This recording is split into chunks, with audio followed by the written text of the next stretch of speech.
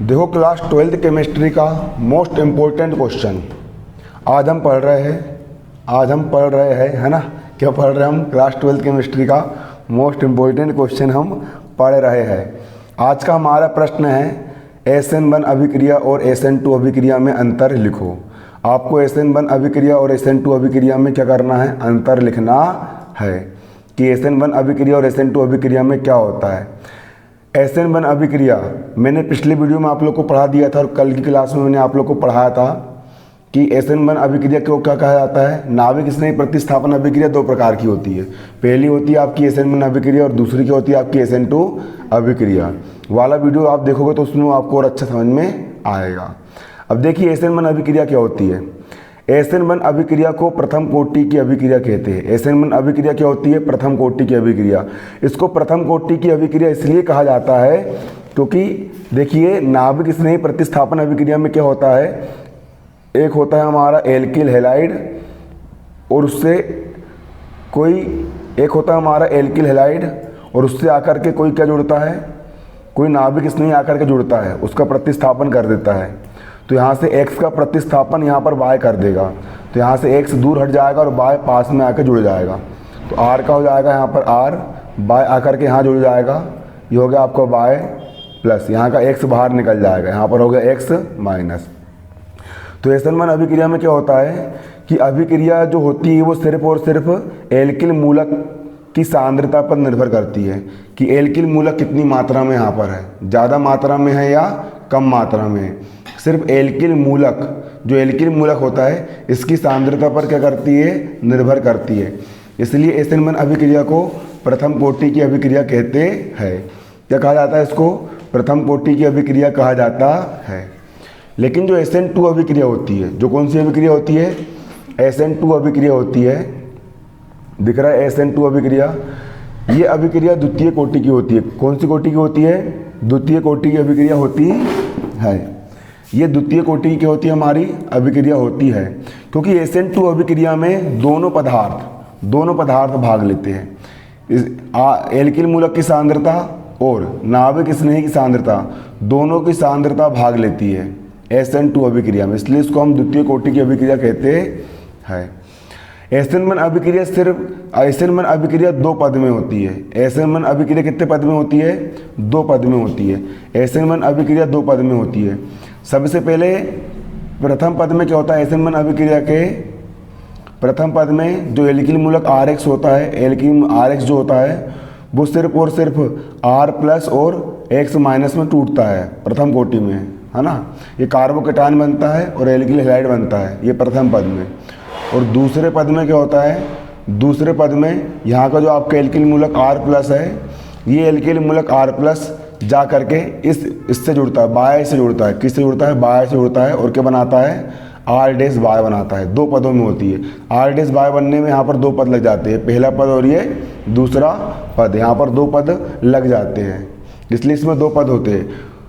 और प्रथम पद इसका दर निर्धारक पद होता है, मतलब बहुत मंद गति से होता है और इसी पर अभिक्रिया की दर स्पीड डिपेंड करती है। और जैसे ये दो भाग में टूटता है तुरंत ये वाला भाग बन जाता है। तो ये कितने पदों में होती है अभिक्रिया? SN1 अभिक्रिया दो पदों में होती है।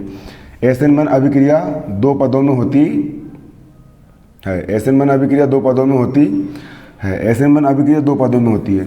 और SN2 अभिक्रिया जो होती है वो केवल एक पद में होती है। SN2 अभिक्रिया सिर्फ और सिर्फ एक पदों में होती है। जैसे कि यहाँ पर एक ही पद में हो जाएगी अभिक्रिया, सिर्फ एक पद में। ये हो गया नाभिक स्नेही, ये हो गया आपका क्या? ये हो गया आपका एल्किल हैलाइड, डायरेक्ट आकर के इससे जुड़ा, एक संक्रमण अवस्था प्राप्त हो गई और आपका ये बन गया, ये आपका प्रोडक्ट बन गया। केवल एक पद में होती है। SN2 अभिक्रिया केवल एक पद में होती है।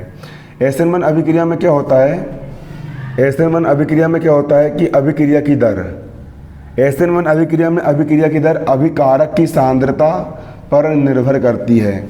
SN1 अभिक्रिया में जो अभिक्रिया की दर होती है वो केवल अभिकारक की सांद्रता, अभिकारक की सांद्रता का मतलब ये होता है कि सिर्फ और सिर्फ एल्किल मूलक की सांद्रता पर निर्भर करती है, सिर्फ एल्किल मूलक की सांद्रता पर निर्भर करती है ना।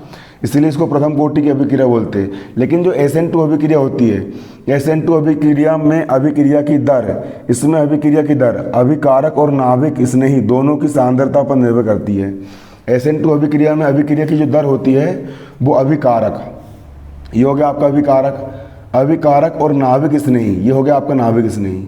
अभिकारक और नाभिक स्नेही दोनों की सांद्रता पर निर्भर करती है। कौन निर्भर करती है? SN2 अभिक्रिया की दर निर्भर करती है।